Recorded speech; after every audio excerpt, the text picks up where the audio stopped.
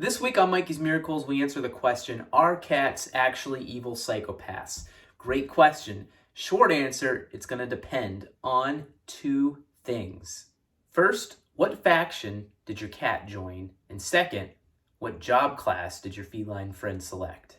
On their first birthday, every cat will choose a faction. This is a group of like-minded cats with similar temperaments, and each faction pledges allegiance towards a common end goal.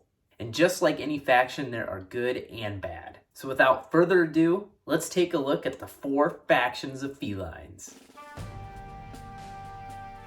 First up, we have the mighty and noble magistrates of justice. Next up is Derpington, home of the lovable but questionable.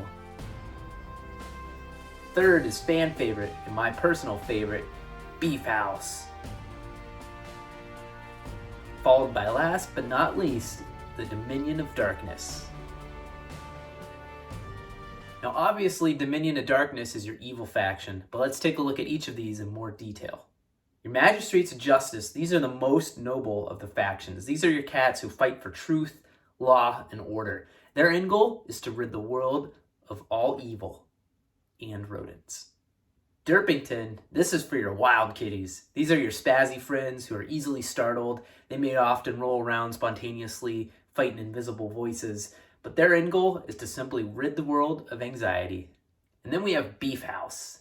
These are your well-statured feline friends, whose end goal is to find all the world's treats. If you're eating a bowl of cereal and you start hearing some heavy breathing, it's likely a member of Beef House who wants a taste. So far, this is pretty good. 3 of the 4 factions are good, meaning you have a 75% chance your cat is not an evil psychopath. But let's take a look at the one evil faction, Dominion of Darkness. Dominion of Darkness cats, they're often mean and they can be confrontational, which makes sense. Their ultimate end goal is world domination. Now this was a quick overview of factions, but it's important to note that job classes also play a role here because they are often usually an extension of a cat's personality. So let's take a look at the 8 job classes of felines. First, we have our paladins. These are your large, tanky cats. They usually have a lot of armor and defense. They're going to be the first to battle / dinner and the last to leave. They're typically members of Beef House and they have a very good morality. Second, we have our monks, who are also well-statured and typically a member of Beef House. They spend their lives focusing on how they can harness their body weight for power. They also have a wonderful temperament and they can remain unfazed in the most stressful of situations. Now let's look at 2 classes typically found within the Magistrates of Justice. First up, we have our warriors. These are your strong, athletic cats, those natural-born hunters. They were born to move and be outdoors. On the flip side, we have your priests and priestesses. These cats will typically trade those outdoors for a nice warm lap. And they'll show a lot of love towards humans and other animals, including dogs. But when danger arises, members of this class, they will jump in quickly to protect their friends. Now the next 2 classes are typically found within Derpington. First up, we have bards. Bards are very playful, but they don't often contribute much to battle. They're mainly a distraction, dancing around in the background while everyone else fights battle and wages war. And given the spazzy nature of Derpington, many will also choose to become thieves. These cats like to stay close, but not too close. They always like to be able to escape on a moment's notice if they have to. Whether it's a lack of impulse control or a clumsy nature, thieves also like to often knock things over. And this inadvertently spooks themselves and continues to add to their own insecurity of trusting anyone. Now finally, we're going to look at the 2 job classes of Dominion of Darkness. First up are your dark mages. These are cats who have strong magic attack, and they love to try and control the elements, especially fire. They can also be mean towards other cats they find inferior. And similarly, we have necromancers. Necromancers focus more on conjuring spells and have an affinity for both the night and the undead. In fact, they're rarely seen during the day. Now the question about whether your cat is actually an evil psychopath really boils down to, is my cat a dark mage or a necromancer? To do this, we're going to look for the signs. The signs your cat may be a dark mage include, they'll look through you, not at you, and look into your soul. They'll be transfixed for long periods of time on fire, and they'll also hiss if you disturb them during spellcasting.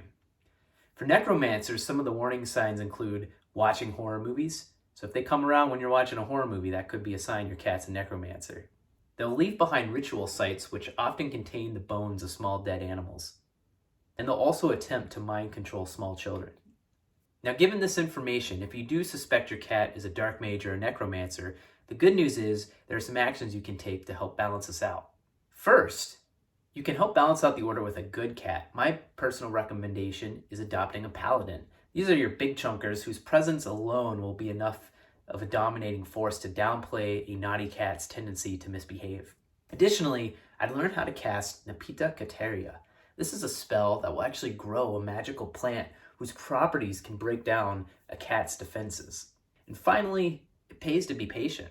As cats get older, their behaviors may change. For example, do you think a 13-year-old dark mage has the same drive for world domination as a 2-year-old? I don't think so. In fact, after all those years of world domination, that's going to work up an appetite. So they're more likely to join Beef House at that point and just sit back and eat those treats. All right, now this was a lot to take in, but we learned a lot here today. We learned the feline world supports a diverse selection of cats based on their temperament and career choices. And while some cats may be evil, the good news is the overwhelming majority are not going to be evil. And even if you do stumble upon an evil one, there are actions you can take to help counterbalance that evil out. Now I'm going to share the link to these slides in case anyone needs this presentation to help educate their friends, their teachers, their loved ones. You feel free to use these slides. Now I hope you all stay safe out there, you take care of each other, and you protect yourself from those necromancers and dark mages. God bless.